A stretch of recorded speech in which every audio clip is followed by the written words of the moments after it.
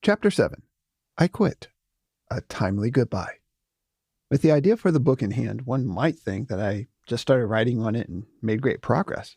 But that's not true at all. It took me a long time to really get much of anything down. Actually, in hindsight, it was probably a couple of quitting events that led me to finally get into writing the books. But this is not going to be a classic talk about quitting, like, for instance, my son quit his full-time job so I could focus on graduate studies that he was doing to pursue a different occupation. We view that kind of quitting differently than what I'm going to talk about today. We admire that type of quitting, being willing and bold enough to quit where you're at to go pursue something else that you want. That's not what I'm going to talk about today. I'm also not going to talk about the type of quitting that I think about when I hear the word quitting. I think it's my background in athletics and my competitive nature in games that I often think of the I quit as giving up. I'm not going to be talking about quitting in that aspect today either. To understand what happened to help me get, really processing the books, actually producing the books, need to go way back. When Rhonda and I first got married, we attended a church here in Columbus, in the Columbus area. And we attended that church for about 30 years. During that time, there were good things and bad things, and people came and went. And since the church was full of a lot of people like me and you, there was good and bad. So along that way, we considered going to other churches, and people did leave and go to other churches. That's very common. But Rhonda and I just never felt clear or allowed by God to leave and go someplace else. I know that might sound funny to some of you, but it's how we felt about it. So we invested there, and Rhonda did things like helping with Vacation Bible School for kids, and she loved that, and that was a really cool ministry. And I spent a lot of time teaching Sunday school, like I've mentioned before. But in May of 2018, something really weird happened. I was preparing to teach 2 events the upcoming weekend, a prayer breakfast, and then the normal Sunday school. And I don't remember exactly what day it was as I was preparing for those or just going about work or whatnot. But all of a sudden, I just had this impression from God that we were to leave the church right now. I mean, no hesitation, just right now. You need to leave the church right now. And that was just a weird impression. So let me just say, when somebody else says, hey, God told me this, I take that with a huge grain of salt. The Bible tells us to test the spirit, and I feel that I do. But in this event, I just was, without a doubt, it was God told me that we are to leave right now. I can't explain how I know that, how I heard that, how I felt that. I can't even begin to explain why it seems so weird, the timing of it, when I was, committed to teaching Sunday school and whatnot. So anyway, I went and talked with Rhonda, and she agreed. And that's one of the cool things about our relationship. It's not that this just surprised her. Leaving the church or talking about that, praying about that is something we did for a long time. So to have this moment come, she was just in agreement that, okay, let's do that. And it happened that Rhonda's parents were at another church at the time, so we had someplace to go. It's not like we just quit church and didn't go anywhere. We were just going to stop that weekend and let people know we were leaving, but not make a big deal of it, and then just go to the other church. You might say, well, that's interesting, but how's that help you? Well, I'll get to that in a minute, but I just want to pause and say that was very unusual for me, because one of the ways that I got the biggest boost in my own spiritual life and felt like I was contributing to the body was teaching that Sunday school class. So to just leave that Sunday school class and the people that were there and the bonding that had happened there was a really big deal for me. On the Saturday morning, when I went to by the way, the Saturday morning prayer breakfast was actually started by Don, the same Don that I mentioned back in The God of More. Since he started it and he was in my Sunday school class, we would have this really good breakfast that was homemade. Had several guys that would make the breakfast.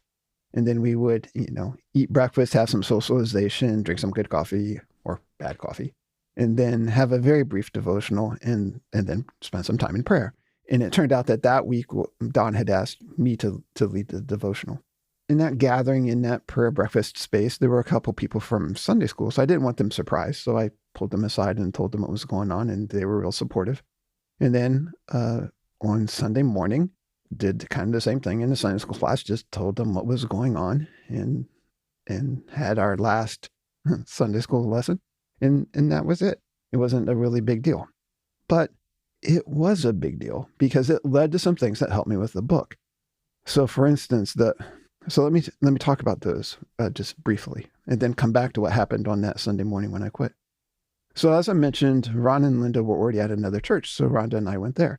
That church was very different from the church that we had left. And I view churches as the body of Christ, the same way we each individually have gifts and strengths and weaknesses.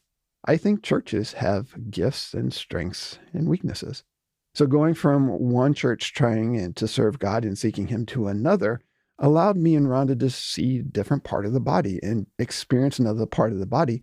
And we found that refreshing, and it helped us grow. But in that church, they did some things. It's our current church, is where we go now. So the pastors will sometimes say, we have this impression from God, and it may or may not be true, but they said it out there. And one of the times while we were at that church, in that right after we left, not immediately after we left, I think it was maybe, 9-10 months after we started going there, the pastor just said, "Hey, I think some of you, now's the time to start writing your book." And it was kind of like his pass-off comment, but it really hit me like, wow, I guess I really should stop just thinking about it and go ahead and write the book. But truthfully, I didn't start writing the book. But it put me in a space where Rhonda and I were getting ministered to in a different way, and we were seeing another aspect of the body of Christ. And then we had this message that we both kind of took, whoa, it's time for us to get serious about it. But it still took a little bit before I actually started writing the book. So let me wind back to that Sunday where I quit Sunday school. To understand why that was so impactful to me and why it impacted the book and how I think about things, you have to understand that one of my best friends, Gary, was in the Sunday school class with us at the end. I can't remember when he first started going there, but he was going there for months, if not years. I can't remember exactly how long. And during that process, he had been kind of taken under Don's wing. So Don would ask Gary what he could pray for him, and they had just kind of bonded and whatnot. I can even remember one time Don asked Gary that, and Gary was in the process of buying a new car. His new car was not going to arrive for quite some time. And he said, just pray for my old car won't break down, so I don't put any more money in it. So Don's praying for that, and Gary didn't have to sink more money into his old car. We viewed that as an answer to prayer. I just want to pause here and say, I really struggle with that statement, not just like I said before, God said something to me, but when we attribute something to God. I think a lot of things just happen that God has set the world in motion and allow consequences from our own actions. And so things just happen, and you can say indirectly, He caused those things to happen. And I think sometimes He really does miraculously intervene, and I'm sure you've all heard of those cases. But in my life, I really struggled personally with saying, yeah, that was an answer to prayer, or God said this, or God did that. And God really kind of changed the way I thought about it. And I started thinking, okay, what if it really was God? And I didn't say it was God. Am I missing an opportunity to praise and give Him glory? And the answer to that is yes. And then what if it was something good and God didn't directly do it? Is it so wrong to still attribute that to Him? And He started to show me that the answer was no. That if I was honestly seeking to bring praise and glory to His name, and I attributed something good to Him, then that was fine.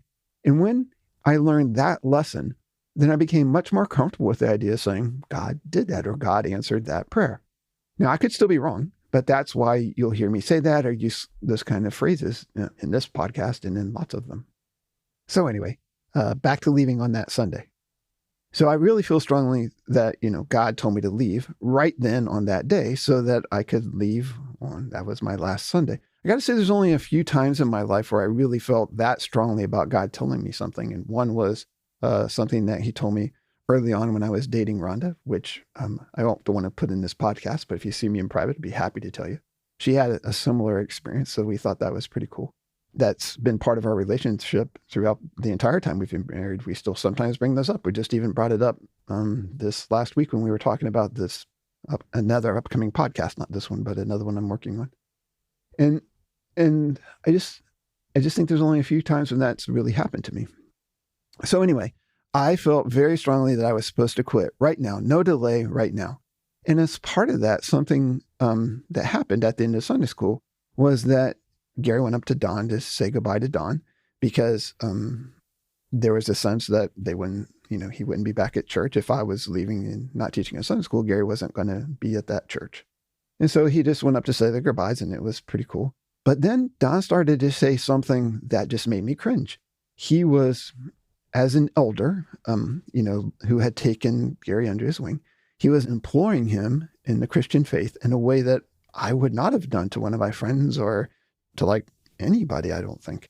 And I just kind of cringed, and Rhonda kind of cringed, and we thought, I wonder how Gary is taking that. And I see Gary all the time. He was, I think at that time, he's even come over to our house once. We played games with me and some of my other friends. I mean, I saw him all the time, but we just didn't even talk about what Don had said. But here's the weird thing, the really weird thing. Since that was the last time we were going to be at church, Don asked if we could go to lunch the following week.